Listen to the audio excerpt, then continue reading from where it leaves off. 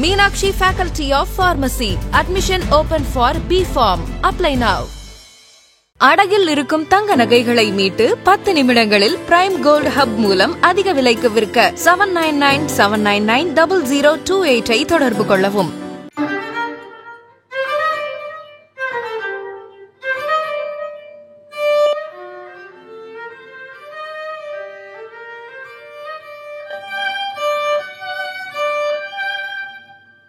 இது ஃபர்ஸ்ட் வயல், இது ஃபர்ஸ்ட் வயல். வியாலாஸ் வந்து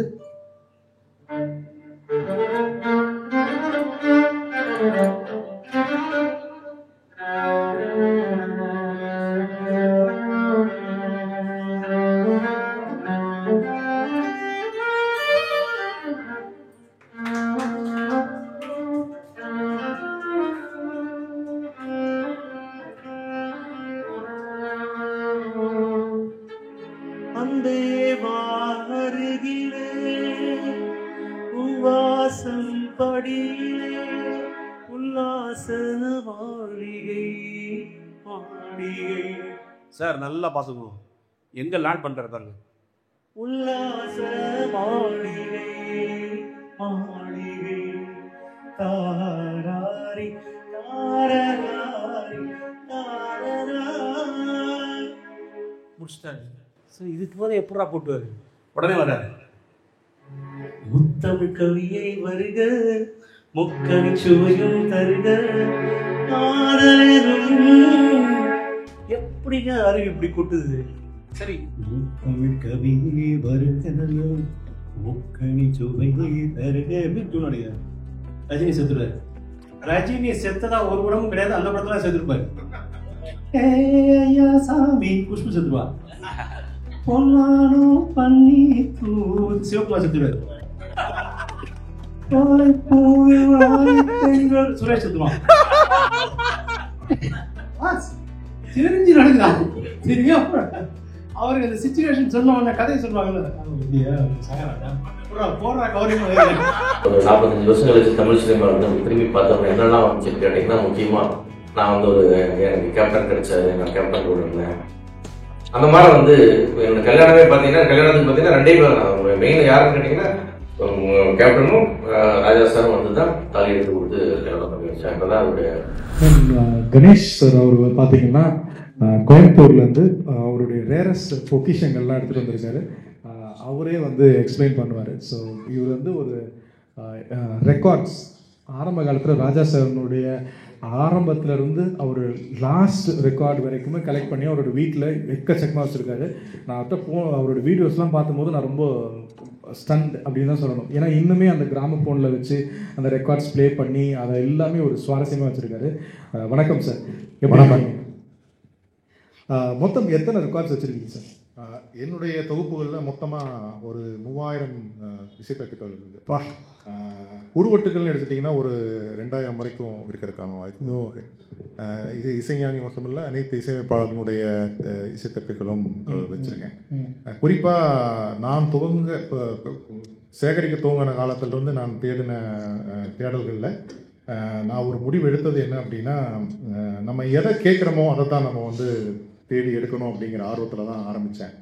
அதுக்கப்புறம் கேட்க பார்த்தீங்க அப்படின்னா, நம்ம கேட்காத இசைஞானியினுடைய பாடல்கள் நிறையா இருக்குது. அதாவது பொதுமக்கள் அதிகமாக கேட்காத பாடல்கள் நிறையா இருக்குது. அந்த பாடல்களை நம்ம கேட்கும்போது அதனுடைய கட்டமைப்பு, வடிவமைப்பு, அந்த இசையினுடைய தன்மை, அது எப்படி வந்து இசையமைச்சிருக்கிறாருங்க, அந்த கோப்பு, அது எல்லாம் அந்த பாடல் வரிகள் எல்லாமே ரொம்ப ஒரு மிகப்பெரிய ஒரு வியப்பை ஏற்படுத்திய ஒரு காலகட்டம். அப்போ தான் நான் என்ன முடிவு எடுத்தேன் அப்படின்னா, இசைத்தட்டுக்களை நம்ம கேட்பதற்காக மட்டும் சேகரிக்கிறோங்கிறது இல்லை. இது பொதுவாக வந்து பார்த்திங்க அப்படின்னா ஒரு ஒரு காலகட்டத்துக்கு அப்புறம் இந்த இசை அப்படிங்கிறது சேகரித்து வைக்கக்கூடிய ஒரு தன்மையில் பார்த்தீங்கன்னா 2 அமைப்புகள் இருக்குது. ஒன்று அனலாக், இன்னொன்று டிஜிட்டல். இன்னைக்கு இருக்கக்கூடியது பெரும்பாலும் டிஜிட்டல் ஒலி அமைப்பு தான்.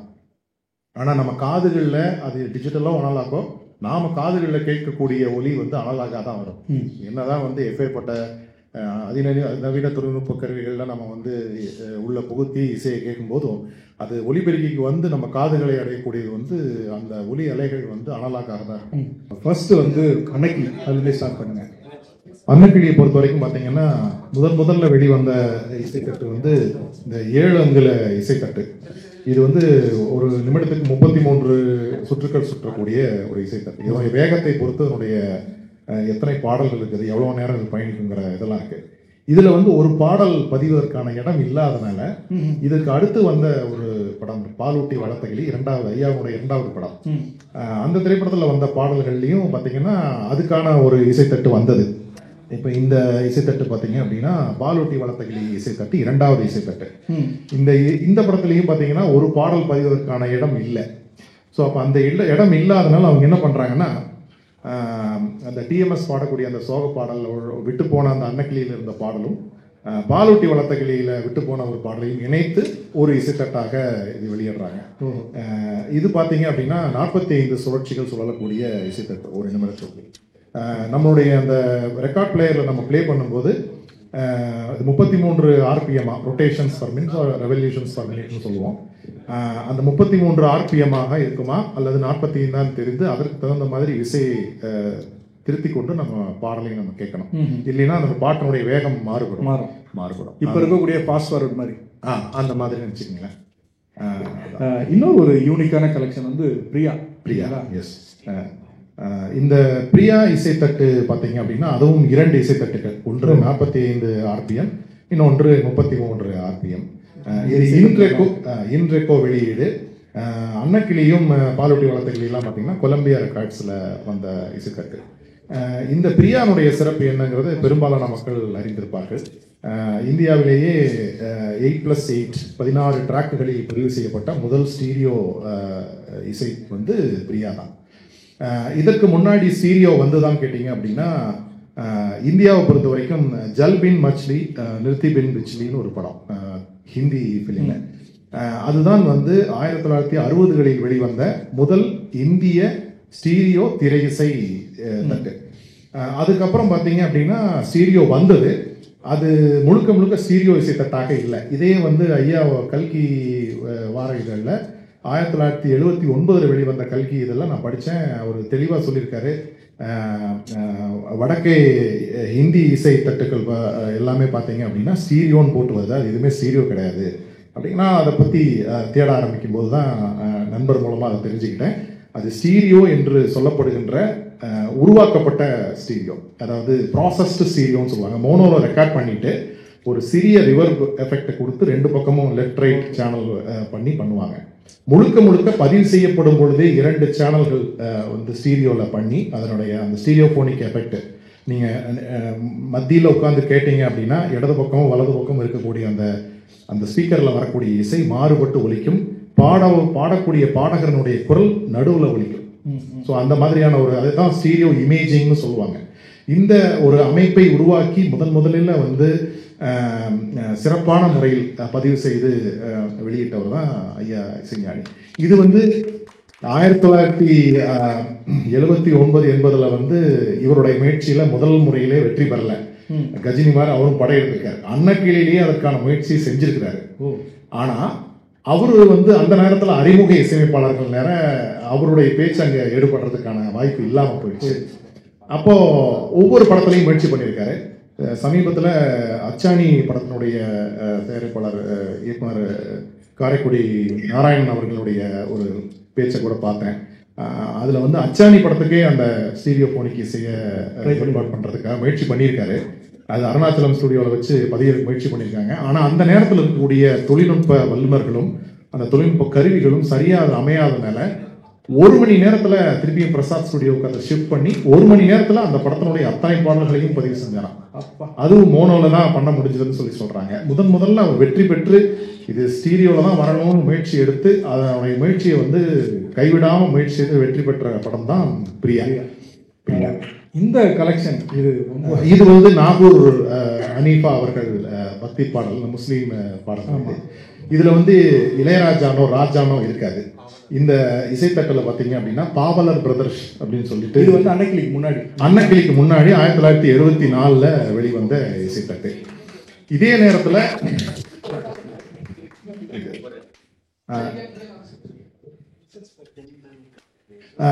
இது இன்னொரு இசைத்தட்டு இருக்கு, அதை நான் எடுத்துட்டு வரல. அது எப்படி அப்படின்னு பார்த்தீங்கன்னா பத்மா சுப்பிரமணியம் அவர்களுடைய அமைப்பில் வந்தது. அதுவும் பாவலர் பிரதர்ஸ் தான் இருக்கும். இது அன்னக்கிளி பாடலினுடைய மூலப்பாடல் அதிலிருந்து இருக்கு. அதாவது அது 1974 பதிவு பண்ணியிருக்காரு. அதற்கு முன்னாடி 1972 பாவலர் பிரதர்ஸ்ங்கிற இதில் இசைஞானி இசையமைத்து வெளிவந்த இசைத்தட்டும் இருக்குது 1972. இசைஞானி அவர்களுடைய இசையமைப்பில் முதலில் இசைத்தட்டில் பாடி எனக்கு தெரிந்து வெளிவந்த குரல் யாருன்னு கேட்டீங்க அப்படின்னா எல்ஆர் அஞ்சலி. அது நிறைய பேருக்கு தெரியாது. எல்ஆர் அஞ்சலி அம்மா பாடின பாட்டு பாரதியார் பாடல்கள்னு சொல்லிட்டு ஒரு இசைத்தட்டு இருக்குது. 1972 வெளிவந்த இசைத்தட்டு, கொலம்பியா ரெக்கார்ட்ஸ், 45 RPM இருக்கக்கூடிய ரெக்கார்ட். இது எல்லாமே வந்து பார்த்தீங்க அப்படின்னா கிடைப்பதற்கு அரிய பொக்கிஷன். அதில் இந்த உயர்ந்த உள்ளம் இந்த இசைத்தட்டினுடைய ஒரு சிறப்பு இருக்கு. என்ன அப்படின்னா, ஒரே நிமிஷம் எடுத்தேன். இந்த இசைத்தட்டினுடைய சிறப்பு என்ன அப்படின்னா, இதெல்லாம் வந்து மேலை நாடுகளிலும் கீழே நாடுகளிலும் இருக்கக்கூடிய இசைத்தட்டு வெளியீட்டு இதெல்லாம் முயற்சி அவங்க எடுத்து பண்றது என்ன அப்படின்னா பிக்சர் ரெக்கார்டுன்னு சொல்லுவாங்க. இந்த பிக்சர் ரெக்கார்டில் என்ன அப்படின்னா, நீங்க வந்து படம் அந்த ரெக்கார்ட்லயே பதிவுபட்டிருக்கும். ஊசி இது மேலேயே சுத்தும். இசைஞானியினுடைய முகத்துக்கு மேலேயே வந்து ஊசி சுத்தும், பாடல் கேட்கும். மிக தெளிவாக இருக்கக்கூடிய ஒரு பதிப்பு இது. இந்த பிரஸ்ஸிங்னு சொல்லுவாங்க. இந்த பக்கம் உயர்ந்த உள்ளம்னு இருக்கும், கமல் அவங்க இருப்பாங்க. இந்த பக்கம் இசைஞானியினுடைய இது. இதே இசைத்தட்டு பொதுவான இப்போ நார்மலாக வரக்கூடிய அந்த இசைத்தட்டு வடிவத்திலையும் வந்திருக்கு. அதே படம், இதே பாடல்கள் தான். ஆனால் இது வந்து இரண்டாவது பிரஸ்ஸிங். இப்போ முதல்ல வெளியிட வந்தது, இது விற்று தீர்ந்ததுக்கு அப்புறம் இரண்டாவது பிரஸ்ஸிங் பண்றாங்க. ஸோ அப்போ அதில் வந்த இது ஏவிஎம் வெளியீடு. ராஜா சார், எந்த மாதிரியான இந்த இசை தட்டுக்கள் விற்பனையில் எப்படிப்பட்ட ஒரு சாதனைகள்லாம் செய்தார் நீங்கள் பார்க்குறீங்க? என்ன சொல்லணும் அப்படின்னா, இந்திய அளவில் பெரும்பாலான மக்கள் வந்து இசை ஆர்வலர்கள் கேட்டுக்கொண்டிருந்த காலம் பார்த்தீங்க அப்படின்னா, நம்ம ஊர்லலாம் பார்த்தீங்கன்னா அந்த கோயிலில் இருக்கக்கூடிய அந்த கோயிலில் ஒலிக்கக்கூடிய அந்த மெகாஃபோன்னு சொல்லக்கூடிய அந்த கூம்பு வடிவ ஒலிபெருக்கி வழியாக தான் நம்ம பாட்டை பழைய காலத்தில் கேட்டிருப்போம். அப்படி இல்லை அப்படின்னா ரேடியோ இருந்திருக்கும். ரேடியோவுக்கு வந்து அந்த காலத்துலாம் லைசன்ஸ் எல்லாம் உண்டு. லைசன்ஸ் வாங்கி தான் நீங்கள் ரேடியோவை கேட்க முடியும். அந்த காலத்துலலாம் பாட்டு அப்படி தான் வந்தது. ஆக இசை கேட்பதற்கான மூலம் மிக குறைவு. நீங்கள் கோயில் விசேஷங்கள்லையோ அல்லது ஒரு மக்கள் கூடக்கூடிய ஒரு பண்டிகை நாட்கள்லையோ நீங்கள் கேட்கலாம். அல்லது நீங்கள் வந்து ஒரு பெரிய மனிதர்கள் இருக்கக்கூடிய ஒரு ரேடியோ வச்சிருக்கக்கூடிய ஒரு வீட்டில் போய் நீங்கள் பாட்டில் கேட்கலாம். அந்த காலத்தில் அவர் தான் உள்ளே வர்றாரு, இசை துறையில், திரை இசை துறையில் அவர் வர்றாரு. அப்போ அவர்களுடைய அந்த மக்களுடைய ரசனை எப்படி இருந்தது அப்படின்னா, அந்த காலத்தில் வந்து இசைக்கான அந்த ஒரு கோர்வைகள், இசையமைப்பு அதெல்லாமே அதிகமாக கருத்தை செலுத்துறாங்களே ஒழிய இசை தரமாக, இந்த ஒலித்தரம் சிறப்பாக இருக்கணுங்கிற அந்த ஆர்வத்தை அவங்க யாரும் முதல்ல கொண்டு வரல. அப்போ பார்த்தீங்க அப்படின்னா, அந்த ஒரு அவ்வளவு செலவு பண்ணி ஒரு ரெக்கார்ட் பிளேயர் வச்சு வீட்டில் கேட்குறவங்க ஒலித்தரம் நல்லா இருக்கணும்னு தான் பார்ப்பாங்க ஒழிய அந்த இசை எப்படி இருக்குதுங்கிறத பற்றி அவங்க யோசிக்காம இருந்தாங்க. அந்த காலகட்டத்தில் ஹிந்தி பாடல்கள் தான் அதிகமாக வந்துட்டு இருந்தது. அவங்க தரம், ஒலி தரமும் நல்லா இருக்கும். ஏன்னா அந்த கொல்கத்தாவில் டம்னு ஒரு இடத்துல தான் ஒரு பெரிய ஹெச்எம்பி இஎம்ஐ ரெக்கார்டிங் அதோட அந்த மையம் இருந்தது. அப்போ அதில் பதியும் போது பார்த்தீங்கன்னா அவங்க அங்கே போய் ரெக்கார்ட் பண்ணி பண்ணுற போது ஒலித்தரம் நல்லா பண்ணியிருந்தாங்க. இங்கே தெற்கிருந்து போகக்கூடிய அனைத்து இசையும் 2 கை மாறி அதை போய் ப்ரெஸ் பண்ணி எடுத்துகிட்டு வர போது பார்த்தீங்கன்னா ஒலித்தரம் மிக குறைவாக இருந்தது, மோனோவில் இருந்துட்டு இருந்தது. பாலு மகேந்திரா அவர்களுடைய இயக்குனர் பாலு மகேந்திரா அவர்களுடைய முயற்சியில் இசைஞானிக்கு அதை புரிய வைக்கிறார். இந்த மாதிரி நீங்கள் பண்ணுற இசை இவ்வளோ நல்லா இருந்தாலும் இந்த தரத்தை நீங்கள் வந்து அதை கொண்டு வந்து தரணும். அது மட்டும் இல்லை, உங்களுக்கு வர வேண்டிய அந்த பணமும் ரொம்ப குறைவாக வருகிறது. நீங்கள் வந்து அதை அவரே சொல்லியிருப்பார், ஒரு மேடையில் கூட சொல்லியிருப்பார். அதை நீங்கள் வந்து மாற்றி அமைக்கணும், நீங்களே இந்த இசையை வெளியிட்டா என்ன அப்படிங்கிற போது தான் அப்போ அவர் ஒரு நண்பரை வச்சு அந்த எக்கோ கம்பெனி ஆரம்பிக்கிறாரு. முதல்ல எக்கோ கம்பெனியில் வெளிவந்த இசைத்தட்டு பார்த்தீங்க அப்படின்னா 3ஆம் பிறை. ஸோ 3ஆம் பிறை தான் வந்து முதல்ல வெளிவந்த இசைத்தட்டு. இதில் எல்லாமே பார்த்தீங்க அப்படின்னா ஒரு சீரியல் நம்பர் இருக்கும். அந்த சீரியல் நம்பர் பேஸ் பண்ணி தான் நம்ம ஐடென்டிஃபை பண்ணுவோம். இந்த வரிசை என்ன சொல்லுவோம். இந்த வரிசை எண்ணெல்லாம் ரொம்ப அதுக்குன்னு கொடுக்கப்பட்ட வரிசை எண் அதாக தான் இருக்கும். இது வந்து சிடி காலத்திலும் தொடர்ந்து வந்து கொண்டு தான் இருந்தது. பிரமிடு, ஆடியோ, ஓரியன்டல் ரெக்கார்ட்ஸ் எல்லாம் வரும்போது இந்த சிடி இசை வரும்போதும் அந்த வரிசை எண் பதியப்பட்டு தான் வந்தது. ஒரு குறிப்பிட்ட காலத்துக்கு அப்புறம் என்ன ஆயிடுச்சு அப்படின்னா, சிடி வந்து ப்ரொடியூஸ் பண்ணுறவங்களே சிடியை போட்டு பண்ண ஆரம்பித்தாங்க. அப்போ அந்த வரிசை எண்ணெல்லாம் சரியாக இது பண்ணலை. அப்புறம் காலம் மாற மாற அந்த online cloud based streaming media அதெல்லாம் வரும்போது பார்த்தீங்க அப்படின்னா இசை வந்து முழுக்க முழுக்க டிஜிட்டல் தரத்துக்கு மாறிடுச்சு. இன்னொரு ரெக்கார்டு இருக்குது, அதை பார்த்துடலாம் நினைக்கிறேன். அக்னி நட்சத்திரம். அந்த இது அக்னி நட்சத்திரம் முதல்ல என் கைக்கு வரும்போது நான் நினச்சேன், அக்னி நட்சத்திரத்தில் ராதிகா, இது ஆக்சுவலாக பார்த்தீங்க அப்படின்னா இன்னொரு படத்தினுடைய ஸ்டைல் இது. ஆக்சுவலாக ராதிகா நடித்த படம் தான் இது. அந்த படத்தினுடைய ஸ்டைலில் போட்டு அக்னி நட்சத்திரம் இருந்தது. இன்னும் அக்னி நட்சத்திரத்தில் எப்படி இது வரும் அப்படின்னு பார்க்கும்போது தான் தெரிஞ்சது இது அக்னி நட்சத்திரம் இல்லை, ஃபயர் ஸ்டார்னு சொல்லிட்டு. இதை வெளியிட்டவர்கள் வந்து நம்ம ஊர் இல்லை, ஜெர்மனியிலிருந்து எடோ பௌமன் அண்ட் ஜூலியன் டிச்சனின்னு 2 பேர் இந்தியா வந்து அது எங்கேயோ ஒரு சலூன்ல அந்த பாட்டை, அவருடைய பாடலை வந்து நம்ம ஊருக்காரர் ஒருத்தர் அங்கே பாட வச்சுட்டு வந்திருக்காரு. அதை கேட்டுட்டு அந்த இசை எப்படி இருக்கும் அப்படின்னு தெரிஞ்சுக்கிறதுக்காக இங்கே வந்து இந்த இசையை அவங்க கேட்டு ஒரு 16 பாடல்கள், 2 இசைத்தட்டுக்கள், இது புக் ஃபோல்டு ஆல்பமாக இருக்கும். இது 2010 வெளிவந்த ஜெர்மன், நீங்க ப்ரெஸ் பண்ணி பார்த்தீங்கன்னா தெரியும், மேட் இன் ஜெர்மனின்னு இருக்கும். அது கம்பைல் பண்ணவங்க எடோ பௌமன் அண்ட் ஜூலியன் டிச்சரின்னு 2 ஜெர்மானியர்கள். அவங்க வந்து என்ன பண்றாங்கன்னா இந்த 16 பாடல்கள் ஒரு இசைத்தட்டிலும் ஒரு பக்கம் 4 பாடல் வீதம், 2 பக்கம் 8 பாடல்கள், 2 இசைத்தட்டு, மொத்தம் 16 பாடல்களை வச்சு இதை வெளியிடுறாங்க. இது வந்து இந்தியாவில் விற்பதற்காக வெளியிடப்பட்ட இசைத்தட்டு அல்ல. ஏன்னா இந்தியாவில் இசைத்தட்டுகள் வாங்கணுங்கிற ஒரு மக்களுடைய இது இல்லை. ஏன்னா இங்கே இருக்கக்கூடிய அந்த எக்யூப்மெண்ட் பிளேயர் எல்லாம் இல்லாதனால அப்படி பண்ணாங்க. இன்னைக்கு எல்லா பக்கம் வந்துருச்சு.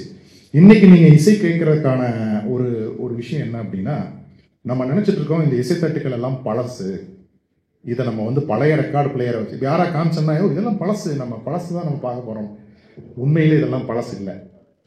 நீங்கள் இசைஞானி அவர் இசையமைக்கும் போது ஒரு ஸ்டுடியோ ரெக்கார்டிங் தரத்தில், ஒரு ஒலிப்பதிவு தரத்தில் நீங்கள் எப்படி அவர் கேட்டிருப்பாரோ அதே தரத்தில் கேட்கக்கூடிய ஒரு ஒலி வேண்டும் என்றால் நீங்கள் இசைத்தட்டுக்கு தான் போகணும். இதை நீங்கள் காதில் சொல்லி கேட்டோ, அதாவது நான் சொல்லி நீங்கள் கேட்டோ, அதை நான் வந்து எழுதியோ நீங்கள் படித்தோ அதை உணர முடியாது. அது நீங்கள் வந்து நேரில் அந்த எக்யூப்மெண்ட்டை வச்சு நீங்கள் கேட்டீங்கன்னா தான் உண்டு. ஏன் அதை சொல்கிறேன் அப்படின்னா, அன்னைக்கு பதியப்பட்ட அந்த இசைத்தட்டுகள் நம்ம கேட்க பயன்படுத்திய ஊசி வந்து செராமிக் ஊசி, பீங்கான் ஊசி மாதிரி தான் இருந்தது. அதனுடைய அந்த உராயக்கூடிய அந்த சத்தத்தில் தான் வந்து இசை வரும். அதை ஆம்பிளிஃபை பண்ணி கொடுப்போம். இன்னைக்கு வந்திருக்கக்கூடிய ஊசி எல்லாம் பார்த்தீங்க அப்படின்னா டைமண்ட், அதாவது வைரத்தில் உருவாக்கப்பட்ட சிறிய ஊசிகள். அந்த ஊசியினுடைய முனையில வந்து ஒவ்வொரு ஊசியும் ஒரு தரத்தில் இசை எடுத்து கொடுக்கும். நான் என்ன பண்ணுவேன்னா, ஒரே பாட்டை அந்த கட்டு வந்து நம்ம சொல்லுவாங்க, டைமண்டை கட் பண்ணும்போது எப்படி வந்து அதை உருவாக்குறாங்கன்னு, ஒரு கர்வ்டு கட்டுன்னு சொல்லுவாங்க, எலிப்டிக் கட்டுன்னு சொல்லுவாங்க, நியூட் எலிப்டிக் கட்டுன்னு சொல்லுவாங்க. இந்த ஒவ்வொரு கட்டுக்கும் ஒரு தரத்தை, ஏன்னா அந்த குழிக்குள்ள போய் அந்த இசையை பதியப்பட்ட இசையை எடுத்துட்டு வரணும். அது எடுத்துட்டு வரும்போது பார்த்தீங்கன்னா சிலதை விட்டுட்டு வந்துடும். இப்போ நியூட் எலிப்டிக் கட்டில் இருக்கக்கூடிய அந்த ஊசி பார்த்தீங்கன்னா ரொம்ப ஆழமாக போய் டீட்டெயிலாக எடுக்கும். அப்போ அவர் பதியும் போது நீங்க கேட்டிருந்த அந்த இசையினுடைய உள்ளிருக்கக்கூடிய அந்த நுவான்சஸ், நுணுக்கமான அந்த இசை அமைப்புகள் எல்லாம் வெளியே எடுத்துட்டு வந்து கொடுக்கும். அப்போ நீங்க அதில் கேட்டீங்க அப்படின்னா அந்த இசை முழுக்க ஒரு தரமான ஒரு இசையாக அமையும். அந்த ஊசி எல்லாம் பார்த்தீங்கன்னா இன்னைக்கு இப்போ நான் வச்சிருக்கிற ஊசி வந்து கிட்டத்தட்ட 48,000 ரூபா பக்கம். வெறும் ஊசி மட்டும், பிளேயர் இல்லை, வெறும் ஊசி மட்டும். இதை வந்து நான் ஆஸ்திரேலியா நான் போயிருந்தப்போ அங்கே சிட்னியில் வந்து வாங்கிட்டு வந்தேன். ஒரு குறைவான விலைக்கு வாங்கிட்டு வந்தேன்னு வச்சுக்கங்களேன். அப்போ வந்து இதுதான் வந்து நீங்கள் இதுக்கு எப்படிங்கிறீங்க, குறைஞ்சபட்சம் 7 லட்சத்திலிருந்து 8 லட்சம் வரைக்கும் ஊசி, வெறும் ஊசி மட்டும் இருக்கு. ஐயோ, அதனுடைய தரம், அதை எடுத்து பாட்டை பதியப்பட்ட தட்டு ஒன்று தான், ஆனால் அதை நீங்கள் எடுக்கிற விதம்னு ஒன்று இருக்கு. ஸோ அதை பொறுத்து நீங்கள் நிறைய மாற்றங்கள் நீங்கள் அனுபவிக்க முடியும். அதில் நேரில் கேட்கும்போது தான் அவங்களுக்கு தெரியும். இந்த இசைக்கு நம்ம வந்து முழுக்க இதனுடைய ஆழத்துக்கு நம்ம போனோம்னா தான் அதை. ரொம்ப நன்றி சார், நிறைய விஷயங்கள் பேசுனீங்க, தொடர்ந்து பேசலாம். ரொம்ப நன்றி சார், தேங்க்யூ.